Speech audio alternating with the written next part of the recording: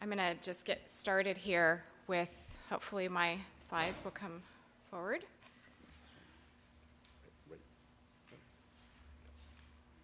Okay, there we go. Okay.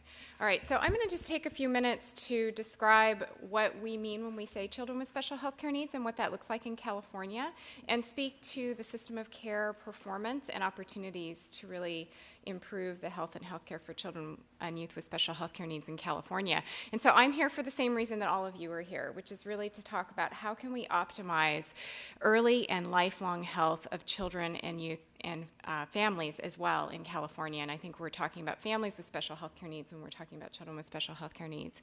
And what can we learn from the data that is available to help inform that?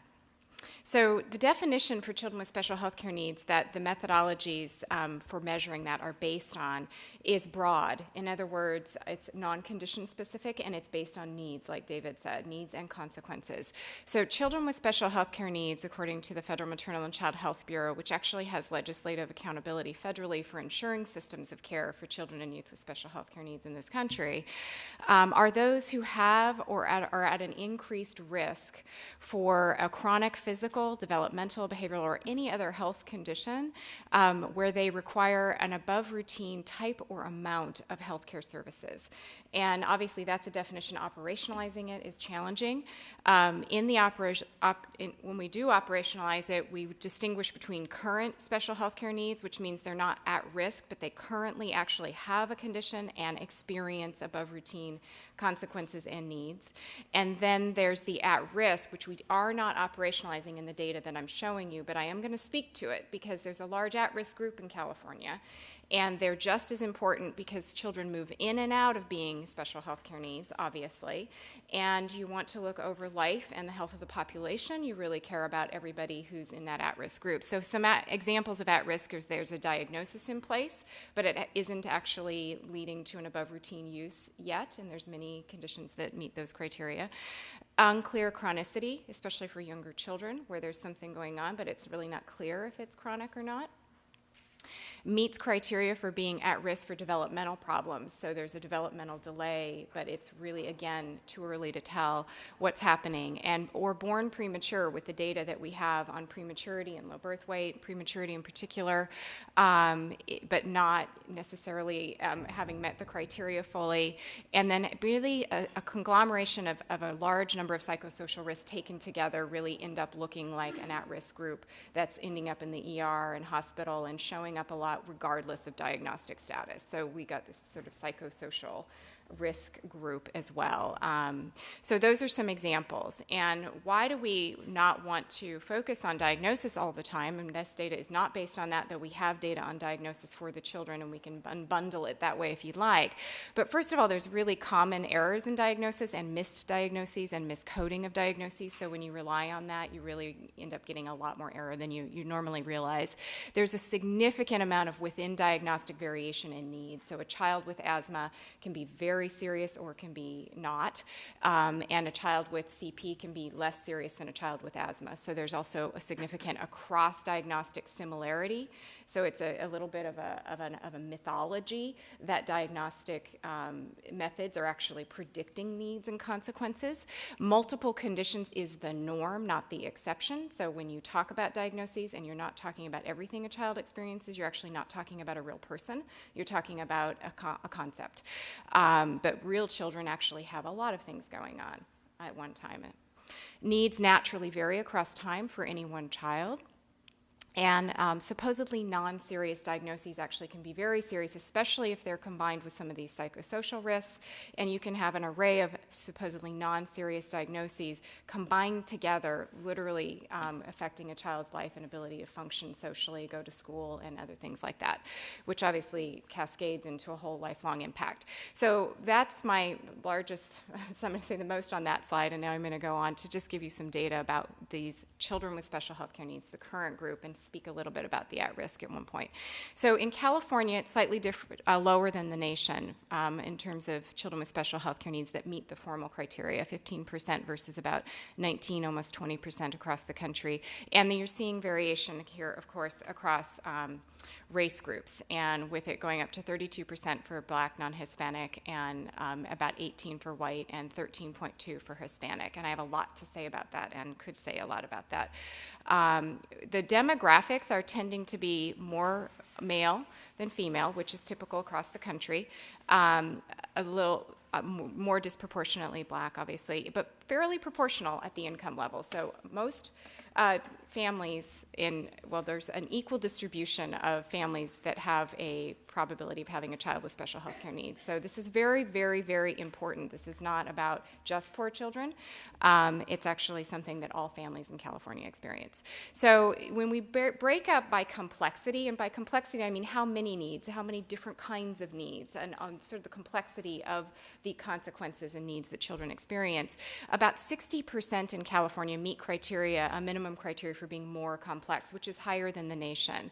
So even though the rate is somewhat lower, the complexity once identified is higher, which is very typical actually for certain racial groups to have a higher threshold for meeting criteria, and we can talk more about that and will over time around the Hispanic population in California. So the complexity is higher, and there's a higher, there's a higher rate of also experience persistent functional limitations, which goes along with the complexity, and then a higher rate of children meeting multiple criteria within the subset of criteria that we have. And if you can see, as you go up the complexity route, the costs go up with 67 almost 6,800 for the higher group, compared to 856 per year for children who do not meet special health care needs criteria. So just to give you a little bit of a sense of what we're dealing with costs.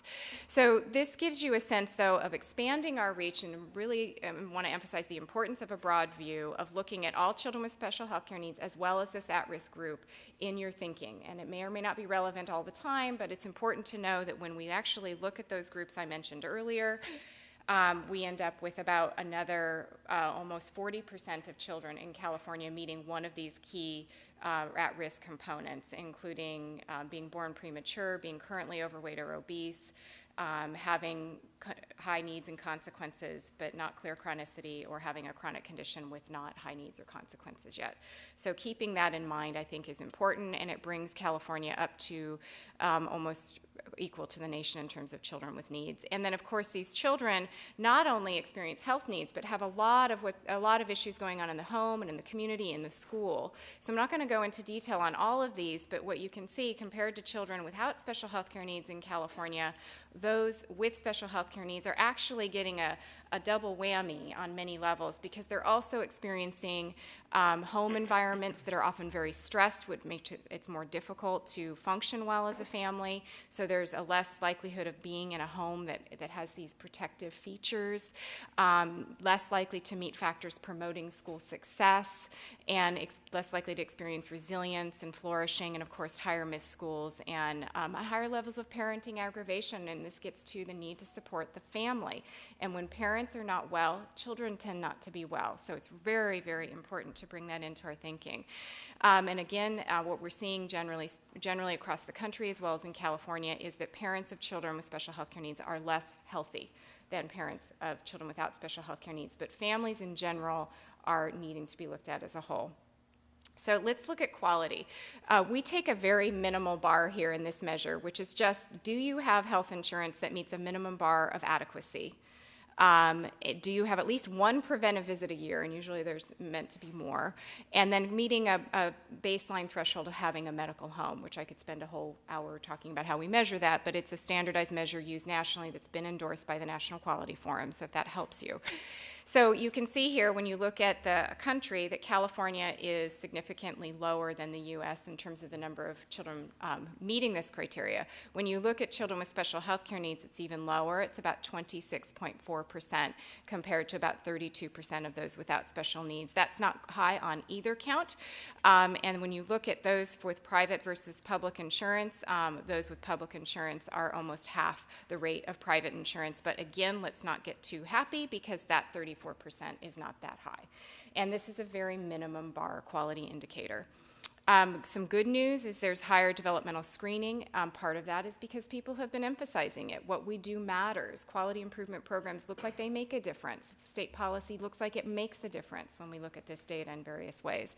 And certainly developmental screening is there, but it's not as high as it could be. If we want to do lifelong health, and early screening is going to be really important. So there's some really good opportunities here. In terms of adequate insurance, not going to go into all the details, but it's about 59% overall in California who are reporting adequate insurance, and the health insurance premiums or costs being reasonable is an area of the greatest concern in how this measure is constructed, and not as much on being able to get services, but that's also very high and disproportionately much higher for certain groups. So we again could unbundle this and can do that for you if you're interested. So let's look at medical home, a concept that brings together a lot of key features of what we think makes up good quality health care. Having a personal doctor, receiving family-centered care, some level of care coordination, some access to referrals, and so on and so forth. And in California, what we see is that California is about 44th in the country overall on medical home, which is actually an improvement from the last time we measured this. And this is how it plays out with all of the different components. So care coordination, family-centered care, and access to referrals, which are 3 of the components. It's not everything, actually. And overall is 38%. So let me just keep going. And if you take the 70% of children with special health care needs in California who meet that more complex criteria, it goes down to 29%. So it really confirms what David was saying, that it's a great time to be a child with special health care needs, medically speaking, but it doesn't really help you very much if you don't have a system of care. And I think that's, well, it does help you, but you need the system of care to go along with the medical expertise. And I'm going to just end with a few more slides to give you a little more rich picture of what we mean by care coordination, which is something that a lot of people are hanging their hopes on, that if we actually know a family well enough, we know everything they're needing, and we actually have some intelligence and consciousness about coordinating that's going to make things better and probably more efficient. And there's a lot of good theory behind that, but it's not really happening in most places the way we'd like. And so there's a great opportunity to figure out how to make that happen, and it has to happen in a number of different ways. But in California overall, we're seeing that children who do receive 2 or more services and qualify for needing some kind of coordination, that only about 22% are reporting getting any help at all with care coordination. So there's a real opportunity there. And about half are satisfied with the experience that they have around doctors communicating with each other or communicating with the schools. So great opportunity there. And then shared decision-making, and this is very much on medical decision-making, not the broader decision-making around the whole health of the child, which you really also want, but just medical decision-making is about 57%. And this is a very important feature for making sure that the decisions that are made on behalf of the child are working for the family and are done in collaboration with the family. So finally, I'm going to look at transition to adulthood, and transition to adulthood is critical. It's actually very related to cutting back and stopping working for parents if they receive good, effective youth transition services for a lot of obvious reasons. Overall, in California, about 30% of youth with more complex needs are receiving a basic set of anticipatory guidance to look forward to what their adult health care needs will be, including adult providers, and receiving self-management skills and support. And of course, the impact on the family, again, cannot be ignored. If we care about the economy and the health of the population, we care about this. Children with special health care needs whose conditions cause family members to cut back and stop working is probably a lot higher than you would think. It's a 41% for that more complex group of children with special health care needs, which is 70% of the children with special health care needs in California. And then you can see it being higher for your lower income groups. And this obviously has a lot of implications for your eligibilities of families. Perhaps are they cutting back and stopping work so they can get eligible for services? Is that the incentive you want to put in place or not? We need more analysis, but Paul's going to speak more to this overall. Okay, and then there's also the ability to change jobs or avoiding changing jobs and maybe evolving in your career and having a better career due to concerns about health insurance, with about 25% of overall in about 25%, a little over 20% in California, and higher for the more complex group.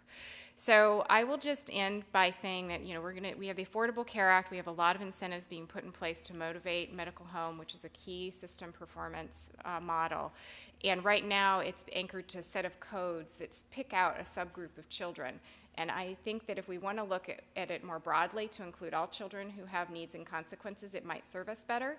If we only pick the group that meet the ACA criteria that are out there, we miss a very large proportion of children with special health care needs that are costing a lot of money and that have a lot of needs. And this is really, again, meant to just stimulate your thinking. We need to talk about it more, but in general, the other thing to note, which is an important thing, that when you do use the codes that have been put out by CMS to define incentive payments for medical home, about 72% are male children, and a part of that is because they're subsetting to a set of diagnoses. And so just to give you an example of being very careful about the incentives that you put in place and knowing something about it before moving too swiftly. If you have further questions, I'm very happy to answer them, and there's a lot more here, obviously, and I thank you for your kind attention.